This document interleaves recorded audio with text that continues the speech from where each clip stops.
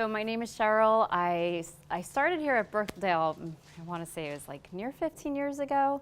And when I had come here, I had my first class with Celeste, and it was drafting. And I had already graduated from Rutgers with a literature and art history. I'd always wanted to do something with art.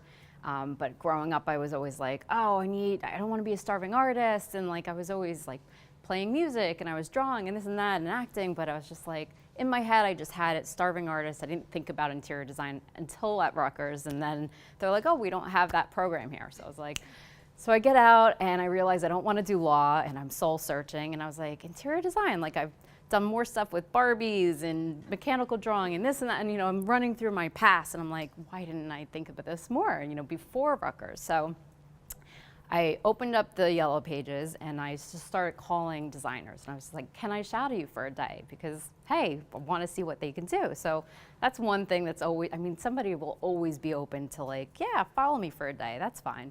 So this one amazing woman who's a designer around here, Susan Globus, she was designing this courthouse. And I was like, that's so cool. It was like a period piece, but it was a courthouse. And so I started working at a tile firm, and then all of a sudden I was like, I need to start taking classes. So here, and I had this friend that was also at another tile firm, and her and I start talking right away.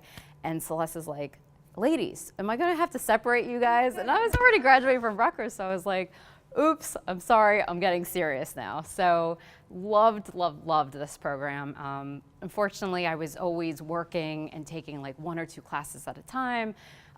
So it was like very choppy, but at least it was starting me to get the basics of understanding of design. And I started working for a residential high-end designer around the area. And what was really great about that is I already had a lot of experience with office assisting. So I pretty much managed her whole office. And that was great because you're learning like how to process orders, how to like talk to the clients and ask for money and make sure material gets to be furniture, gets to the house. And so it was definitely, the whole business side was really, really important and also really helpful, because doing that, it made me realize, oh, I can do that throughout the rest of my college career until I graduate. So I finished, I realized I wasn't crazy about residential design. And I had an opportunity to hear this restaurant designer talk, and I was just like, wow, like restaurant design, I really like that. I love restaurants, I love hospitality. So I started working for him thanks through like some people I knew at Brookdale, and I was working at this restaurant design firm. I'm really loving it, and I was like, you know what? What I learned from working at this restaurant design firm was that there was 2 girls that graduated from the New York School of Interior Design.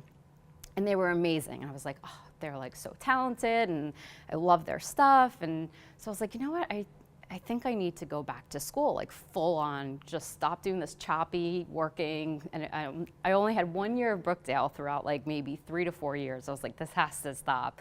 And I actually interviewed with this really high-end, I don't know if you heard Hillier Architecture. So I had met him at a party, and like, this is why it's so great to just like be friendly, talk to everybody, because I met this guy and he was like, hey, why don't you interview with us? So I took all my boards from school.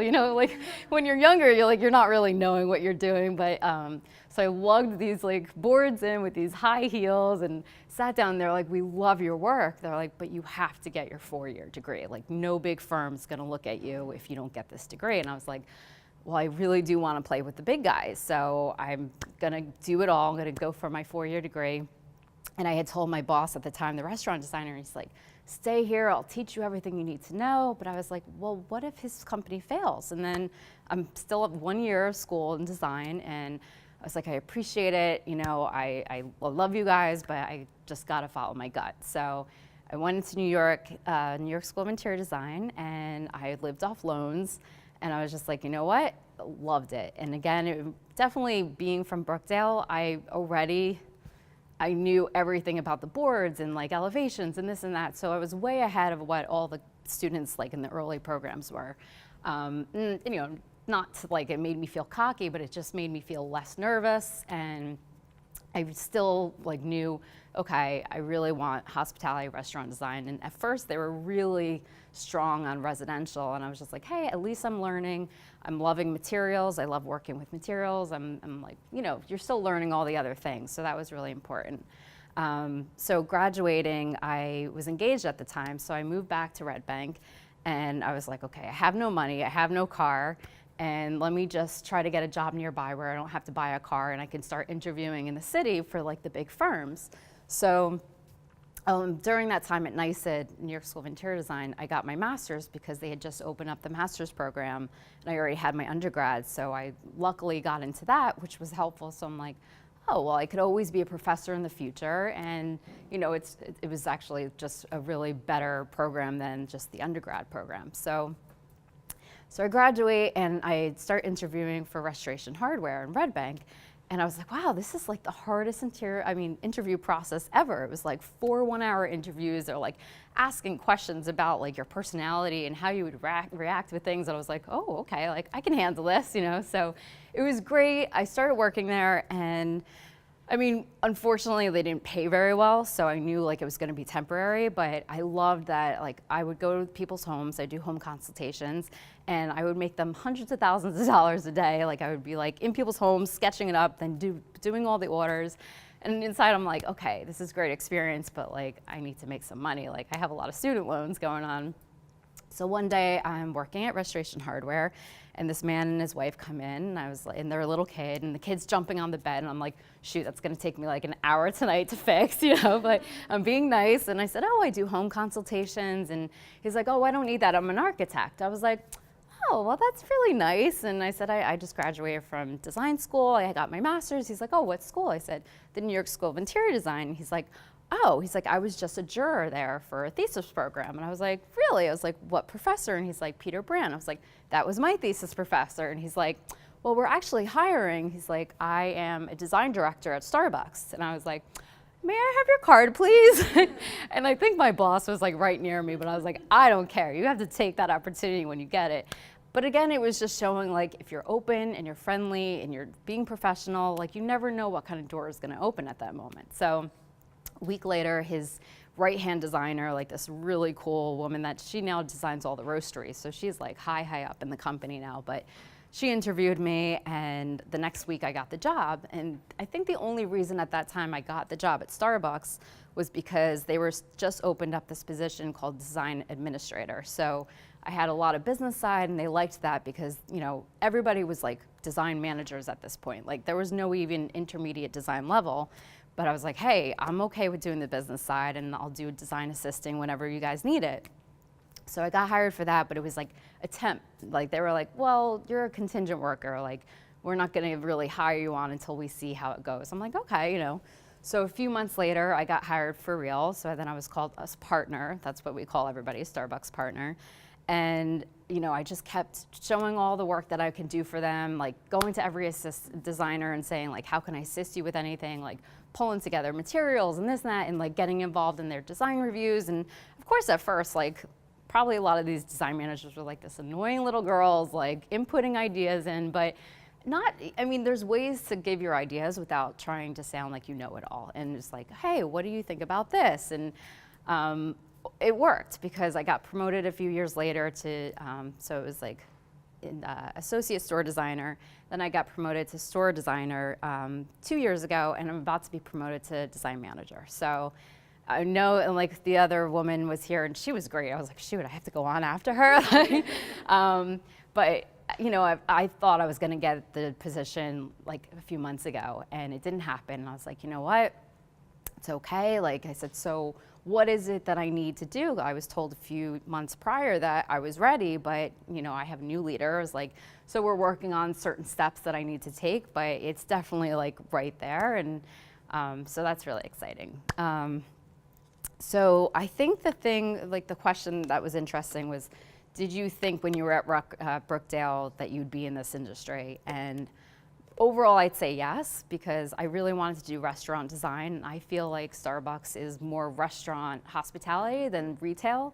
I love designing ideas of like different seating arrangements and, you know, different ways to like make somebody feel comfortable in a space. And years ago, there was almost like a cookie cutter that Starbucks was doing, and now they're not doing that. It's like, oh, this town has things about bikes, so let's incorporate something for that customer. So we're trying to be more customer specific, but I mean, of course, the brand is the brand, and we have to keep with certain guidelines, but what I love is that I can sort of do what I want lately, and that's really exciting. Take a water. So this is one project that opened last year. It's in Maryland, and right near, it's in Annapolis, but like not right near the water, but almost. And one of the biggest real estate guys in Starbucks, he has his boat like right nearby, and the other big construction manager lives right near here. So I was like, okay, I have to like step up my game. So of course I was inspired by some nautical things, and of course our siren is, you know, very nautical. So this back bar tile I picked out from a really great company. It's called Fireclay Tile. Some of their crackle tiles, gorgeous and not that expensive compared to what's out there. Like a really nice company and like good people that work there. So it's a kite, but I felt like it was an abstract sail. So it's like this cloudy, dark gray blue. And then I liked the idea of the boats having like the stripes of different wood colors. So I worked with my casework vendor to create this. So it was a dark soffit recessed, and then these wooden pieces. So there was a lot of coordination with that because you still needed the lighting and the HVAC to be coming through. And then I had this wonderful local plaster that lived like right there. So she was so excited to be called upon, and like we've worked with her before, but she was like, thank you so much. Like it would have been embarrassing if people didn't call, or people came to the store and said, oh, you didn't do that. So I was really glad to like give her some project. And then another artist I had come and do stencils. So it looks like 3D scales. And I can like show one or two other pictures of this project. But the higher ups were really excited, and it's just a good balance of like dark and light. And lately we're doing more lighter stores and getting pastels into our stores, which is like a huge change for Starbucks design. So, so this was, and this was the actual site plan. So of course I work from the beginning stages all the way to the end. And what's weird, I think, and what you have to be open to is like all of a sudden I'm designing drive-throughs. Like I'm thinking about a radius and where like the order machine needs to go and how many cars need to stack to get the right orders in time and all these things. And I'm like, well, it might be dangerous for people walking here, so let's put striping in. So I'm working with an architect, but all of a sudden I'm being asked to really be a full-on architect. So that was really exciting for this project. This was the floor plan. So you can see when you walked in, the shot that I just showed you at first was of the bar. And then there's this little niche where we have like that banquette and the artwork above. So do you want to see a few more pictures and then we can do like questions? Okay. So this is a project I did in Brooklyn. It's right attached to Polytechnic University. So it's really funky art piece in the front, but just showing you the existing photos. So I do renovations as well as new stores. So this is the existing before the renovation. It was just very dark. There was a lot of seats, but it was a waste of the bar. So there was this whole dance floor here. And the way their business was doing was like they needed way more machines and way more space to work. So we were like, well, we're gonna pull the bar out here, and Polytechnic has a lot of techie people. And nowadays, I don't know if you know with Starbucks that we have mobile order and pay. So you can order your, on your phone and come pick it up. You don't have to stand on the line. So I was one of the first pilot stores where I designed like a whole little end cap that was just for mobile order. So now we're working on trying to do that for many other jobs, but some of our existing stores in Manhattan are so tight, and we're like, how are they going to have the room for this and that and Uber Eats and this, So we were lucky enough to really build correctly for this store. So I'll show you. That was the beginning. This was the existing plan. And then I guess I didn't put up the proposed plan, but so this is when you come in now. And what I tried to do with this store is because Brooklyn is pretty edgy. So I was trying to get with some like edgy artwork, some darker materials, a little funk. We were trying to, so I didn't want to build an extended soffit. So I did a cage soffit instead, which, so the bar, because it got pulled out this way, I wanted something to still say like, hey, this is still our bar zone. So this was our first mobile order signage. Now I'm coming up with different ways and different materials for our signage. And we're one of the first stores that started doing this throughout the country. And I worked with this really cool Brooklyn artist to do this artwork piece. And it was actually cheaper for me to have him do it digitally, and then we had it printed on plywood, which like you could still sort of see the plywood grain behind it. So it worked really well, and this was that whole mobile order zone I was telling you about. And the thing that we just tried to do is, I think you could see it better with the, so I was trying to just keep one zone of color on one side, and then, so you see how I made the paint match here. And then just some special, so that's what you see from the outside. And then I'll just show you, I don't know if this is the punch photos of a store right near my office. And of course, so see right here. So this is what you find in punch photos is you say, take a picture and say, hey, graphics vendor, this really looks bad. Can you help me replace this? And they're like, oh, I'm so sorry. We'll get on that right away. But I think I had the pictures of, what's this one? Oh, so you can see on this sheet, I did this for my director because he wanted to show quick things to our VP of like, so we're calling it the Vibe project. So let's say we have $69,000 for like a store that we don't have much money to put into it, but we need like a really light retouch. So this is the existing, so it's like this dark green, this gray. You know, it was just really sad. The lighting in the store is really sad. So I worked on budgeting back and forth with my vendors and just like quick SketchUp things. And so this is the before, this is the after, and you saw that other picture I pulled up. So it pretty much looks like, you know, the proposed SketchUp image. So that was a real success and very exciting. And then I'll show you one or two more. So I'm doing a store that hasn't opened yet. It's going to be at 34th between 8th and 9th. So this is the floor plan. So this was a tight store for me that, you know, I had to have a remote storage area, and we had to go back and forth with our operations people a lot saying like, what do you really need on this first floor? Like, so you're not having your baristas going like down a hallway, upstairs to like, you know, it's just, and you think about carrying all these gallons of milk, it's a lot on these poor baristas. So, you know, I had at least a few amounts, like, you know, a station for the manager, I had like a refrigerator, the ice, the sink that they need. So certain things that you try to get at least in your back of house, but usually our back of house is like double this and it has tons of other stuff. But when you come in, you walk and you would go around, there's like this refrigerator that has drinks, and there's a snack little niche, and you can sell cups and mugs here for New York City in this niche. And then this is our pastry case, so you've probably gone into the store and seen. So this is what I would do when I'm walking my operations team. When I would talk to my bosses, I'd be like, okay, the customer goes this way, they go to the pastry case, they go to the POS to pay, they pass this way, they pick up their drink, and they make their condiments cart drink, and then they go out the door.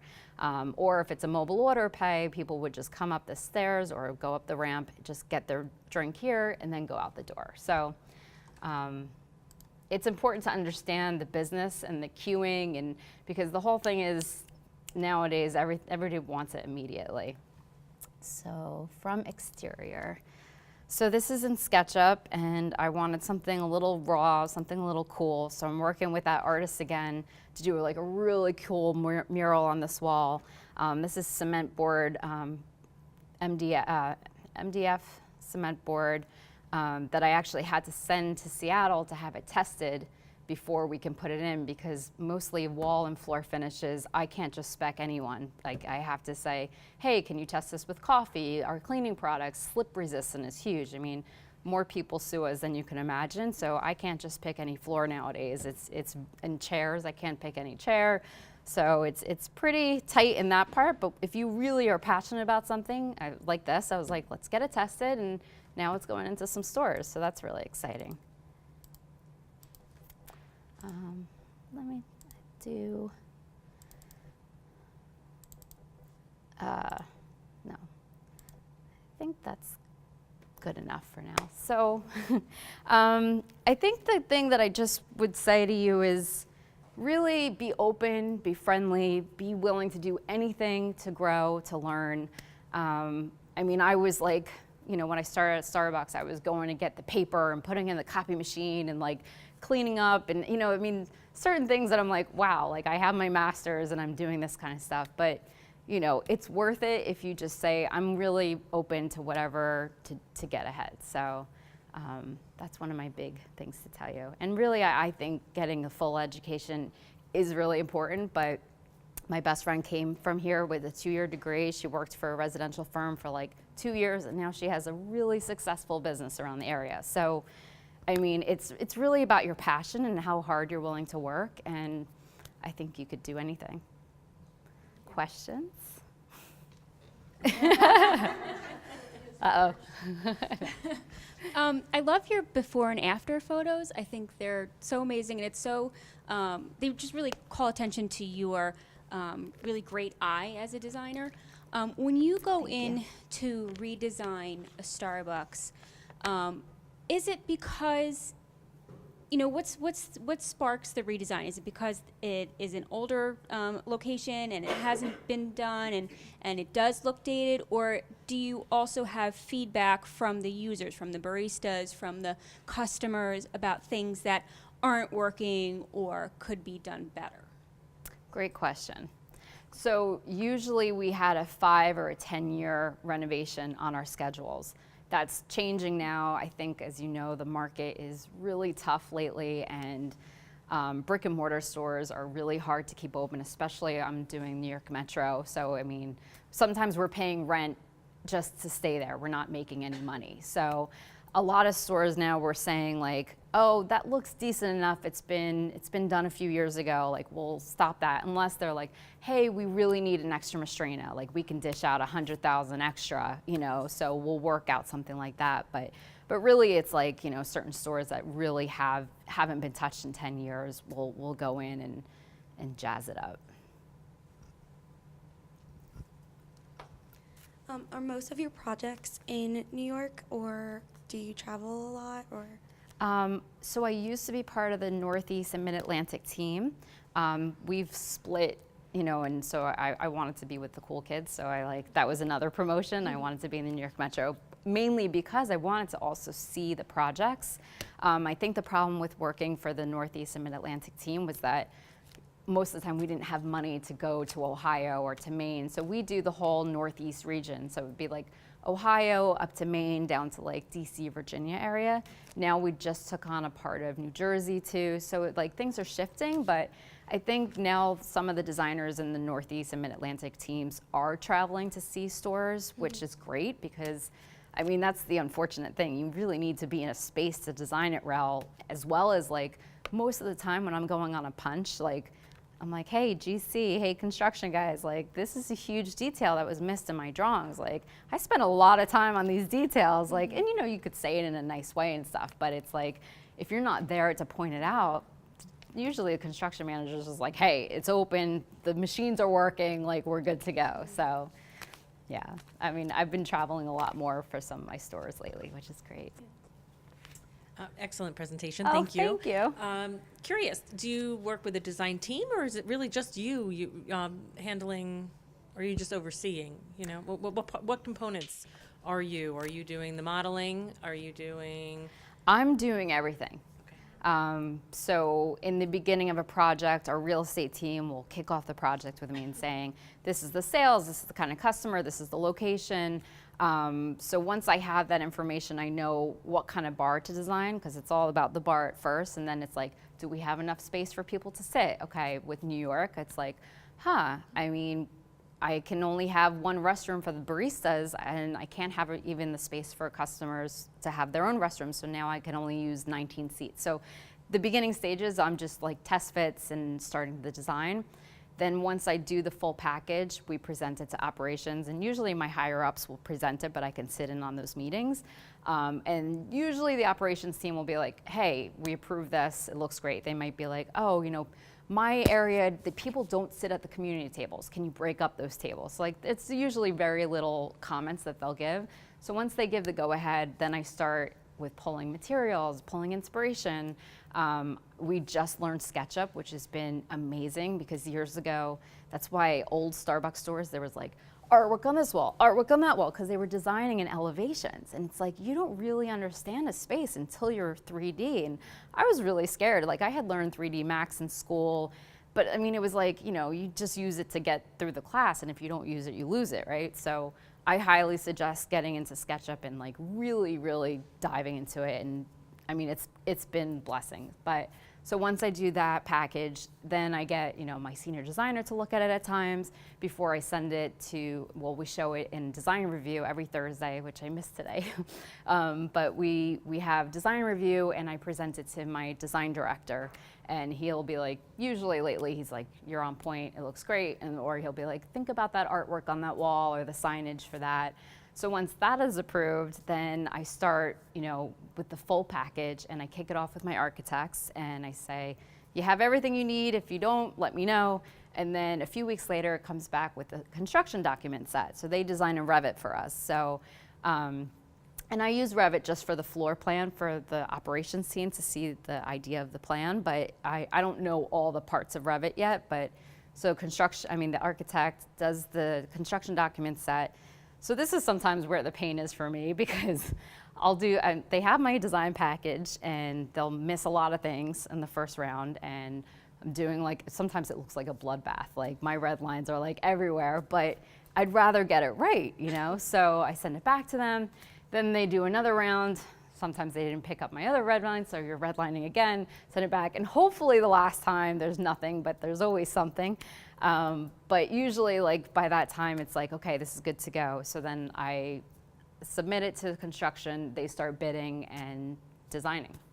So yeah, so it is really like all me, but every now and then I'll be like, I mean, you always want to get your like colleagues, be like, hey, I'm not sure about this color, like, what do you think? Which is great. Like, I love working with the way that we do, but mainly it's my senior designer that I just say, what do you think? Is this enough to show the design director? And he'll be like, good to go. And so yeah, you're doing it. Thank goodness. Like, I mean, I love working with teams, but I haven't really had the chance to really do that since I've been there.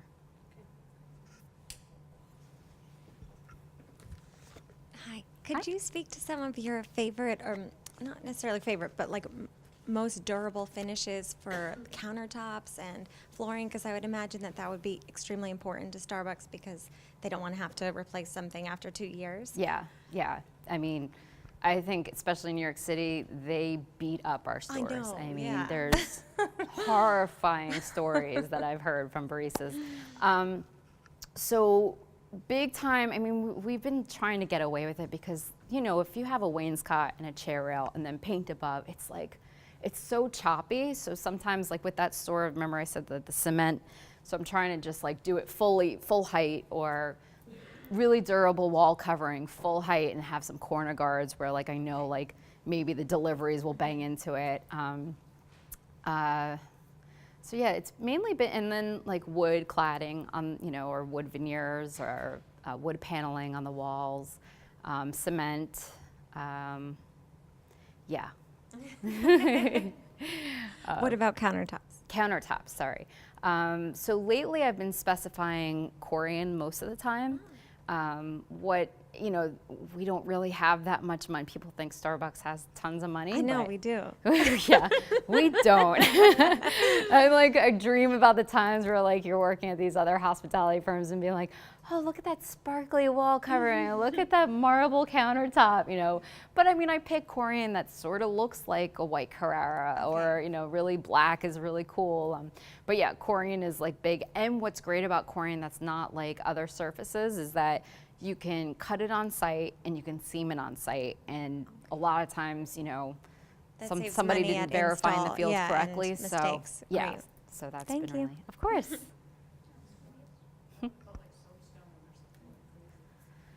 Yeah, that would be nice.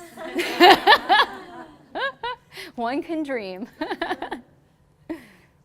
Anyone else? Thank you so much. You're welcome. Thank you. You guys are going to do great. I know it.